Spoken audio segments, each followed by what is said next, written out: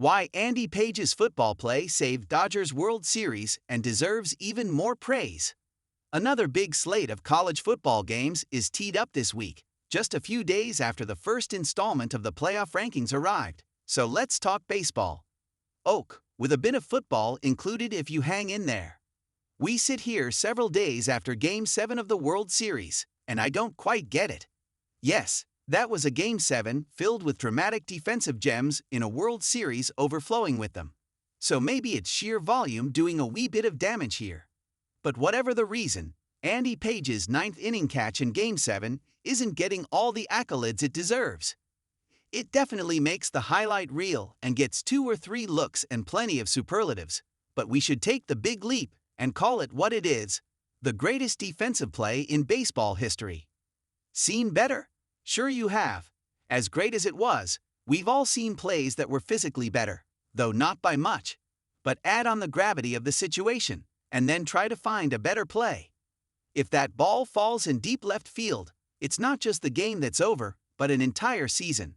An entire nation to the north would have been whipped into victorious frenzy, while their counterparts would wonder if hundreds of millions in salary was really worth a runner-up ribbon. Now, toss in the audacity it took for Pages to gallop all the way from center field to steal that catch from Kike Hernandez, who was on the run and looking to make an over-the-shoulder grab like a receiver on a deep sideline route. Why was he playing so shallow, by the way? Pages indeed looked like a safety recovering late and crossing from the far hash mark to the opposite sideline to steal a potential TD catch. And since we're bringing football into play, some digging into baseball's modern analytics tells us Pages covered 121 feet to make that play. Put a stopwatch to the replay, and you see Pages covering those 40.3 yards in 5.5 seconds, with a margin of error probably around 1 or 2 tenths. In football terms, 40-yard dash times of 5.5 seconds are generally reserved for interior linemen or aging pocket passers, so maybe you're not that impressed. But try running the 40 while tracking a fly ball, and without the ability to run through the tape, instead knowing there's a collision awaiting, not to mention the do-or-die need to make that catch. Willie Mays' 1954 back-to-the-infield running catch in the World Series is generally considered the best grab ever, and it was amazing, encapsulating Mays' greatness in one black-and-white clip. It was the 8th inning of a 2-2 game and kept 2 Cleveland base runners from scoring. Willie's Giants won in extra innings. But it was Game 1. Yes, it was a loaded and favored Cleveland team, so the catch had definite tone-setting effects, much like Kirk Gibson's Game 1 homer in 1988 against an unbeatable reliever and opposing team. Still, there was a Giants-Indians Game 2 the next day. Al Gianfrido makes the discussion. His robbery of Joe DiMaggio in the 1947 World Series kept Yankee base runners Yogi Berra and Snuffy Sternweis from scoring in a game the Dodgers won.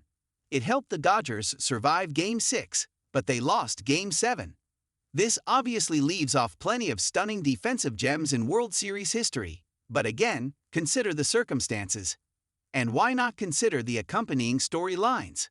A ballplayer who defected from Cuba at age 16, eventually landed with one of America's most historic sports franchises, and at 24 became a hero while simultaneously destroying the mood of 40 million folks north of the border. It happened in Toronto, but still only in America. Oh, Snuffy Sternweis? He was a much overlooked second baseman for the Yankees who met a tragic end. At 39 and out of baseball in 1958, he was on the New York commuter train that ran through warning signals and plunged off the Newark Bay Bridge, killing all 48 aboard. Before baseball, Snuffy was a standout quarterback and halfback at the University of North Carolina, and the 11th overall pick in the 1940 NFL Draft, which again leads us back to football.